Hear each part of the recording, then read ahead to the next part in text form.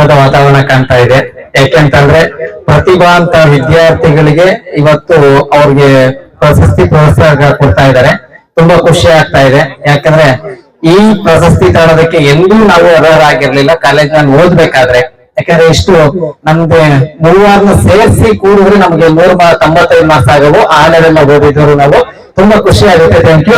ವೇದಿಕೆ ಮೇಲಿರುವಂತಹ ನಮ್ಮ ಸತ್ತಾರ್ ಸಾಹೇಬ್ ಇರ್ಬೋದು, ಚಿರನ್ ಸಾಹೇಬ್ ಇರ್ಬೋದು, ನಮ್ಮ ಸ್ವಾಮೀಜಿ ಇರ್ಬೋದು, ಎಲ್ಲರಿಗೂ ಸಮೇತ ಶರಣು ಹೇಳ್ತಾ ನಾನು ಮಾತಾಡೋದು ಸ್ಟಾರ್ಟ್ ಮಾಡ್ತೀನಿ. ಸರ್ ನಮಸ್ತೆ. ಇವತ್ತು ಏನ್ ಕಾಲೇಜ್ ಕಟ್ಟಡ ಕಟ್ಟೋದಕ್ಕೆ ಸ್ಟಾರ್ಟ್ ಮಾಡ್ತಿದ್ದಾರೆ, ಗುದ್ಲಿ ಪೂಜೆ ಮಾಡ್ತಿದ್ದಾರೆ.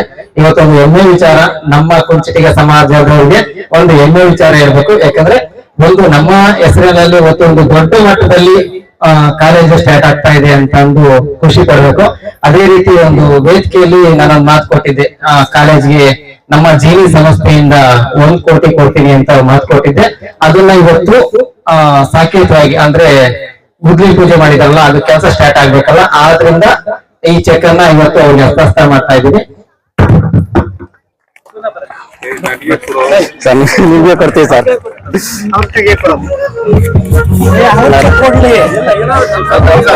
ಅದು ಈಗ ಸ್ಟಾರ್ಟ್ ಮಾಡಿ ಅಂತ 10 ಲಕ್ಷ ಕೊಟ್ಟಿರ್ತಾ ಇದ್ದೀವಿ ಸರ್. ಪ್ರತಿ ತಿಂಗಳು 10 ಲಕ್ಷ ಕೊಡ್ತಾ ಇದ್ದೀವಿ.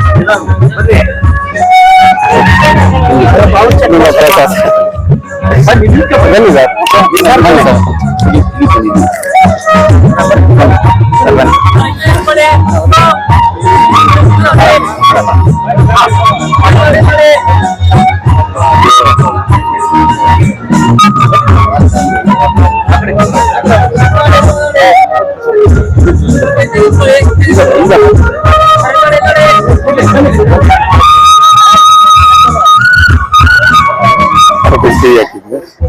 ಅಕೌಂಟ್ ಪೇ ಸರ್, ಕುಂಚಿಟಿಗ ಸಂಘ ಅಂತ ಅಕೌಂಟ್ ಪೇನೆ ಹಾಕಿದೆ ಸರ್.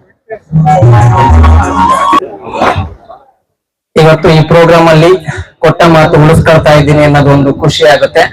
ಅದೇ ರೀತಿ ಒಂದು ನಮ್ಮ ಸಂಸ್ಥೆಗೆ, ನಮ್ಮ ಜನಾಂಗಕ್ಕೆ ಒಂದು ಉಡುಗೊರೆ ಕೊಟ್ಟೆ ಅಂತ ಒಂದು ಹೆಮ್ಮೆನೆ ಆಗುತ್ತೆ. ಯಾಕಂದ್ರೆ ನೀವು ನಂಬಿರ್ಬೋದು, ಏನಪ್ಪಾ ಇವರು ಜೀನಿ ಅವ್ರಿಗೇನು ದುಡ್ಡಿಗೆ ಬರ ಅಂತ ಅಂದ್ಕೊಂಡಿರ್ಬೋದು. ಆದ್ರೆ ನಿಮ್ಗೆ ಗೊತ್ತೈತೋ ಗೊತ್ತಿಲ್ವಾ ಗೊತ್ತಿಲ್ವಾ, ನಾನು ಒಬ್ಬ ಆರ್ಡಿನರಿ ತುಂಬಾ ಬಡತನದಲ್ಲಿ ಬಂದಿರೋನು. ಯಾಕಂದ್ರೆ ನಾನು ನನ್ನ ಸಂಸಾರ, ನನ್ನ ಹೆಂಡತಿ ಮಕ್ಕಳು ಅಂತ ನಾನು ಬೇರೆ ಹೋದಾಗ ನನ್ನ ಹತ್ರ ಇದ್ದಿದ್ದು 2 ಜೊತೆ ಬಟ್ಟೆ. ನೀವು ನಂಬ್ತೀರಾ ಹೆಂಗೋ, ನಾನು ಇವತ್ತು ನಮ್ಮ ಅಪ್ಪ ಅಮ್ಮನ ಆಸ್ತಿನ ಆಗ್ಲಿ ಅವ್ರದ್ದು 1 ರೂಪಾಯಿನೂ ನಾನು ಇಲ್ಲಿವರೆಗೂ ತಗೊಂಡಿಲ್ಲ. ನೀವು ಹೋಗಿ ಚೆಕ್ ಮಾಡಿಸಿದ್ರು ಸಮೇತ ನಮ್ಮ ಅಮ್ಮನ ಆಸ್ತಿಗೆ ನಾನು ಪತ್ರ ಬರ್ಕೊಟ್ಟಿದ್ದೀನಿ. ಅಂದ್ರೆ ತಾಲೂಕ್ ಆಫೀಸಲ್ಲಿ ನಿಮ್ಮ ಆಸ್ತಿಲಿ ನಾನು ಯಾವುದೇ ಭಾಗ ತಾಳಲ್ಲ ಅಂತ ಬರ್ಕೊಟ್ಟಿದ್ದೀನಿ. ಯಾಕಂದ್ರೆ ನಾನೊಂದು ಸಂಸ್ಥೆ ಕಟ್ಟಿ ದುಡಿಬೇಕು ಅಂತ ಅದ್ರ ತುಂಬಾ ಬಡತನದಲ್ಲಿ ಬಂದಿದ್ದನು. ನಾನು ಎಲ್ಲಾರನ್ನೂ ಕೇಳೋದಿಷ್ಟೇ ಸರ್, ಪ್ರತಿಯೊಬ್ಬರನ್ನು ಕೇಳೋದಿಷ್ಟೇ, ಬೇರೆ ಏನು ಕೇಳಲ್ಲ. ನನ್ ಜೊತೆಗೆ ನೀವು ಕೈ ಜೋಡಿಸಿ ಸರ್.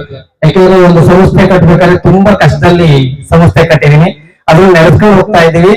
ನಮ್ಮ ಜೊತೆಗೆ ಒಂದ್ ಸ್ವಲ್ಪ ನಮ್ಗೆ ಪ್ರೋತ್ಸಾಹ ಕೊಡಿ ಅಂತ ನಿಮ್ಮನ್ನ ಕೇಳ್ಕೊಳ್ತೀನಿ. ಯಾಕಂದ್ರೆ ನೀವು ನಂಬ್ತೀರಾ ಹೆಂಗ, ಇವತ್ತು ಜೀನಿಯರ್ಗೆ ಏನಪ್ಪಾ ತುಂಬಾ ಚೆನ್ನಾಗಿದ್ದಾರೆ, ಆರಾಮಾಗಿದ್ದಾರೆ, ತುಂಬಾ ಚೆನ್ನಾಗಿ ದುಡಿತಾರೆ ಅಂತ ನೀವ್ ಅಂದ್ಕೊಂಡಿರ್ಬೋದು. 12 ಗಂಟೆ ಆದ್ರೂ ನಿದ್ದೆ ಬರಲ್ಲ. ಯಾಕಂದ್ರೆ ಒಂದಲ್ಲ ಒಂದು ಸಮಸ್ಯೆ ಬರ್ತಾನೆ ಇರುತ್ತೆ.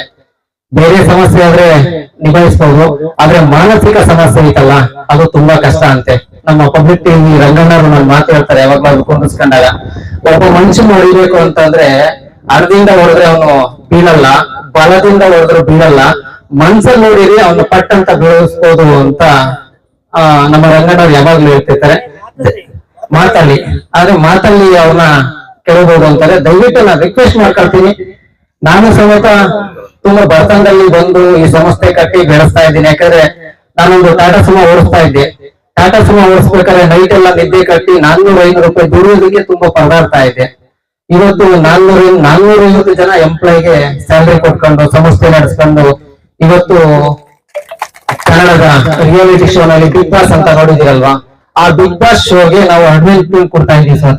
ಅಂದ್ರೆ ಬಿಗ್ ಬಾಸ್ ಶೋ ಆಗ್ತಾ ಇದೆಯಲ್ಲ, ಆ ದೊಡ್ಡ ಶೋಗೆ ನಮ್ಮ ಜೀನಿ ಕಡೆಯಿಂದ ಸ್ಪಾನ್ಸರ್ ಕೊಡ್ತಾ ಇದೀವಿ. ಇನ್ನ ಬಿಗ್ ಬಾಸ್ ಶೋ ನಲ್ಲಿ ನಮ್ದು ಅಡ್ವರ್ಟೈಸ್ಮೆಂಟ್ ಬರ್ತಾ ಇರುತ್ತೆ. ಆದ್ರೆ ಚಿಕ್ಕ ಕಂಪನಿ ಒಂದು ದೊಡ್ಡ ಕಂಪನಿಯಾಗಿ ಪರಿವರ್ತನೆ ಆಗಿದೆ. ನೀವು ನಂಬ್ತಿರ್ಬೋದು ಎಲ್ಲರೂ, ಯಾಕಪ್ಪ ಜಯಚಂದ್ರ ಸಾಹೇಬ್ರಿಗೆ ದಿಲ್ಲಿ ಅಷ್ಟೊಂದು ಉತ್ತೇಜನ ಕೊಡ್ತಾನೆ, ಅಷ್ಟೊಂದು ಅವ್ರ ಮೇಲೆ ಅಭಿಮಾನ ಇಟ್ಟಿದ್ದಾನೆ, ಅವ್ರ ಕಂಡ್ರೆ ಯಾಕೆ ಅಷ್ಟೊಂದು ಪ್ರೀತಿ, ಅವನ ಕಾಂಗ್ರೆಸ್ ಅಂತ ನೀವು ಕೇಳ್ಬೋದು. ನಾನು ಸಾಹೇಬ್ರಿಗೂ ಗೊತ್ತು, ಜಯಚಂದ್ರ ಸಾಹೇಬ್ರಿಗೆ ಅವ್ನು ಯಾಕೆ ಕೋಟ್ ಆಗ್ತಾನೆ ಅಂದ್ರೆ JDS ಕೋಟ್ ಆಗ್ತಾನೆ ಅಂತ ಅವರು ಸಮೇತ ಹೇಳ್ತಾರೆ.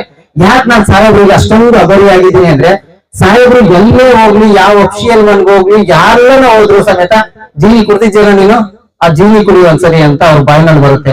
ಅಂದ್ರೆ ಅವ್ರು ಇಟ್ಟಿರೋ ಅಭಿಮಾನ, ನಾನ್ ಯಾವ್ದೇ ಪಾರ್ಟಿ ಆಗಿರ್ಬೋದು, ಸಾಹೇಬ್ರ ಹತ್ರ ಹೋಗಿ ಹೇಳ್ತಾ ಇರ್ತಾರೆ ಜಯಚಂದ್ರ ಸಾಹೇಬ್ರ ಹತ್ರ, ಸರ್ ಬಿಳಿ JDS ನಾನು ಸರ್, ಅವ್ರಿಗೆ ಯಾಕೆ ಉತ್ತೇಜನ ಕೊಡ್ತೀರಿ ಅಂದ್ರೆ ಅವರು ಪಕ್ಷ ಕೇಳಲ್ಲ ಸಾಹೇಬ್ರು. ನೀವ್ ಅಂದ್ಕೊಂಡಿರ್ಬೋದು ಕಾಂಗ್ರೆಸ್ ಜಯಚಂದ್ರ ಸಾಹೇಬ್ರು ಬರೀ ಕಾಂಗ್ರೆಸ್ ಅಂತ ಅಂದ್ಕೊಂಡಿರ್ಬೋದು. ಯಾರು ಶ್ರಮ ಪಟ್ಟು ಕೆಲಸ ಮಾಡಿ ಉತ್ತೇಜನ ಕೊಡ್ತಾರೋ ಅವರ ಬೆನ್ನೆಲುಬಾಗಿ ನಿಂತ್ಕೊಳ್ತಾರೆ, ಯಾವ ಪಾರ್ಟಿ ಅಂತ ಕೇಳಲ್ಲ. ಇವತ್ತು ಯಾಕೆ ಸಾಹೇಬ್ರಿಗೆ ನಾನು ಅಷ್ಟೊಂದು ಋಣಿಯಾಗಿರ್ತೀನಿ ಅಂದ್ರೆ, ಯಾವುದೇ IAS ಅಧಿಕಾರಿ ಹೋಗ್ಲಿ, ಒಬ್ಬ ಪ್ರತಿಯೊಬ್ಬರು ಸಮೇತ ಇವ್ರ ಬಾಯಿನಲ್ಲಿ ಬರೋದು ಜೀನಿ ಕುಡಿದ್ ನೋಡು ಒಂದ್ ಮಾತು ಅಂತ ಹೇಳ್ತಾರೆ. ಅದೇ ಮಾತು ನಮ್ಮ ಸಾಹೇಬ್ರು ಇಟ್ಟಿದಾರಲ್ಲ ಅಭಿಮಾನ, ದಯವಿಟ್ಟು ಸರ್ ಪ್ರತಿಯೊಬ್ಬರು ಹೇಳಿ. ಯಾಕೆಂತಂದ್ರೆ ಯಾವುದೇ ಒಂದು ಪ್ರೋಗ್ರಾಮ್ ಆಯ್ತು ಅಂದ್ರೆ ನಮ್ಮ ಜೀನಿ ನೀರ್ ತಾಳ್ಬೋದು. ಆದ್ರೆ ನೀವು ಒಂಚೂರು ನಮ್ಗೆ ಏನಾದ್ರು ಉತ್ತೇಜನ ಕೊಟ್ರೆ, ನಮ್ಮ ಸಮಾಜದವರು ನಮ್ಮ ಲೀಡರ್ಗಳು ಉತ್ತೇಜನ ಕೊಟ್ರೆ, ನಾನು ಇನ್ನೂ ದೊಡ್ಡ ಮಟ್ಟಕ್ಕೆ ಬೆಳಿತೀನಿ. ಈಗ ಇವತ್ತು 450 ಜನ ಇದಾರಲ್ಲ, ಅದು 4000 ಜನ ಬೆಳೆಸ್ಬೇಕು ಅಂದ್ರೆ ದಯವಿಟ್ಟು ನೀವೆಲ್ಲರೂ ರಿಕ್ವೆಸ್ಟ್ ಮಾಡ್ಕೊಳ್ತಿದೀನಿ, ನನ್ಗೆ ಸಪೋರ್ಟ್ ಕೊಡಿ ಅಂತ ಕೇಳ್ತಾ ಇದ್ದೀನಿ. ಯಾಕೆ ಈ ಮಾತು ಹೇಳ್ತಾ ಇದ್ದೀನಿ ಅಂತಂದ್ರೆ, ಇವತ್ತು ಎಲ್ಲರೂ ಸೇರಿಸಿ ಕೂಡಿದ್ರೆ ಮಾತ್ರ ಜೀವನ ಆಗುತ್ತೆ. ನಾನು ಒಬ್ಬ ಹೋದ್ರೆ ಜೀವನ ಆಗಲ್ಲ. ಯಾಕೆಂದ್ರೆ ನಾನೇನು ಜಿಲ್ಲಾ ಪಂಚಾಯತಿ ಬರ್ಬೇಕಾಗಿಲ್ಲ, ತಾಲೂಕ್ ಪಂಚಾಯತಿ ಬರ್ಬೇಕಾಗಿಲ್ಲ, MLA ಬರೋದೇ ಇಲ್ಲ, ನಾನು ರಾಜಕೀಯಕ್ಕೆ ಬರೋದೇ ಇಲ್ಲ. ಒಂದೇ ತೀರ್ಮಾನ, ಯಾವುದೇ ರಾಜಕೀಯ ಪಕ್ಷಕ್ಕೂ ನಾನು ಯಾವುದೇ ಎಲೆಕ್ಷನ್ ನಿಂತ್ಕೊಳ್ಳಲ್ಲ.